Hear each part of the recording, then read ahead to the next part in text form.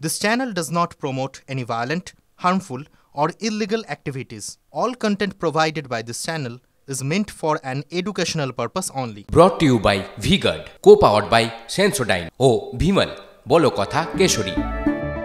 Associate sponsor Ultratech Cement। ডোমজুড়ে দুঃসাহসিক ডাকাতি, সোনার দোকানে চড়াও সশস্ত্র ডাকাত দল, বন্দুকের বাদ দিয়ে মারধর, লুটপাট, গয়না নিয়ে চম্পট দিল দুষ্কৃতী দল। এই খবর আমরা পাচ্ছি এই মুহূর্তে। ডোমজুড়ের খবরটা আপনাদেরকে দিচ্ছি। কিছুদিন আগে আপনারা দেখেছেন রানীগঞ্জে কি পরিস্থিতি হয়, সেখানে দুঃসাহসিক ডাকাতির মতো ঘটনা ঘটে। এবার সোনার দোকানে চড়াও সশস্ত্র ডাকাত দল। এই মুহূর্তে TV9 বাংলা এক্সক্লুসিভ কিছু ফুটেজ এসেছে, দেখাচ্ছি আপনাদেরকে সেই ছবি।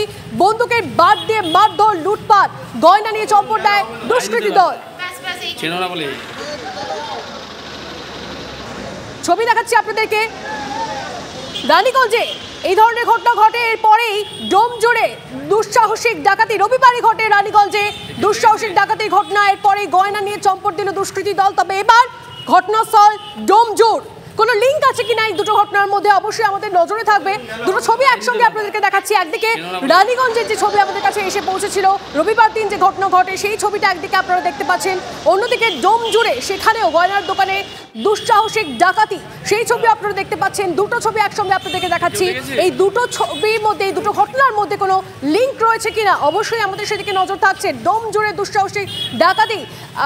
সুব্রত আমাদের প্রতিনিধি আমাদের সঙ্গে রয়েছেন এই মুহূর্তে, সুব্রতর সঙ্গে কথা বলবো। সুব্রত, এক্স্যাক্টলি কি ঘটনা ঘটেছে অবশ্যই তোমার থেকে জানবো, এবং এর পাশাপাশি জানতে চাইবো রানীগঞ্জের যে ঘটনা তার সঙ্গে কোনো যোগসূত্র আছে কিনা।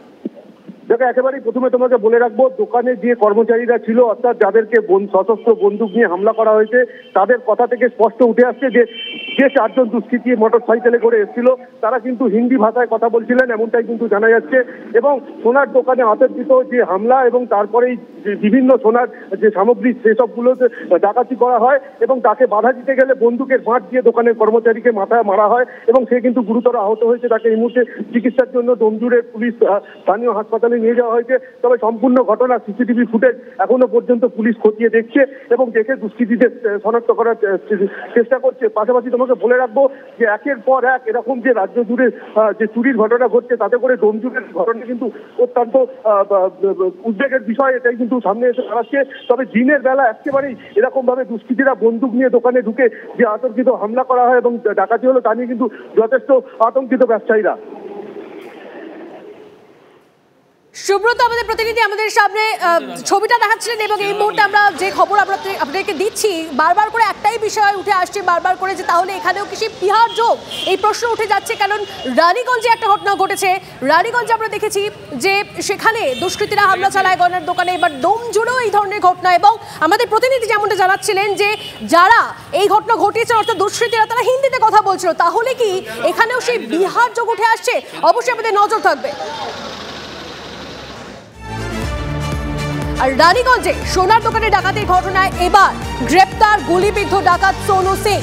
মোস্ট ওয়ান্টেড ডাকাত সুরজ কুমার সিংকে গ্রেপ্তারের পর এবার গুলিবিদ্ধ ডাকাত ও পুলিশের জালে। ধানবাদের একটি ক্লিনিকে চিকিৎসা চলছিল। ঝাড়খণ্ড পুলিশের সহায়তায় সোনুকে গ্রেপ্তার করে রাজ্য পুলিশ। ধৃত সুরজের থেকে উদ্ধার হয়েছে লুট হওয়া বেশ কিছু গয়না ও কার্তুজ।